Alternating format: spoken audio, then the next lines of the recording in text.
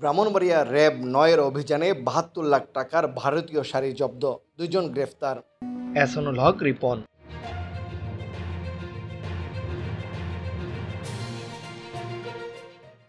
ব্রাহ্মণবাড়িয়ার কসবায় র্যাব ৯-এর অভিযানে চোরাচালানের ৭২ লাখ টাকা মূল্যের ভারতীয় শাড়ি জব্দ ও অভিযোগে ২ জনকে গ্রেফতার করা হয়েছে।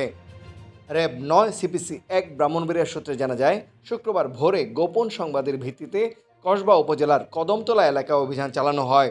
খবর পেয়ে ভোর আনুমানিক ৫টা ২০ মিনিটে কসবা সরকারি টেকনিক্যাল স্কুল অ্যান্ড কলেজের সামনে নয়নপুর কসবা সড়কে একটি চেকপোস্ট স্থাপন করে র্যাব। এ সময় একটি নীল হলুদ রঙের কাভার ভ্যান থামানোর সংকেত দিলে র্যাবের উপস্থিতি টের পেয়ে গাড়ি থেকে নেমে ২ ব্যক্তি পালানোর চেষ্টা করে। পরে তাদের আটক করা হয়। আটকদের দেয়া তথ্যের ভিত্তিতে কাভার ভ্যান তল্লাশি করে ৪০টি বস্তার ভেতর থেকে ১,৯০৫ পিস ভারতীয় শাড়ি উদ্ধার করা হয়। গ্রেফতারকৃতরা হলেন কসবা উপজেলার কায়েমপুর গ্রামের মোহাম্মদ জাহিদ হোসেন এবং কুমিল্লার ব্রাহ্মণপাড়া উপজেলার চৌব্বাস গ্রামের মঈন সরকার। প্রাথমিক জিজ্ঞাসাবাদে তারা স্বীকার করেছেন ভারত থেকে চোরাচালানের মাধ্যমে শাড়িগুলো এনে বাংলাদেশে বিক্রয় করেন।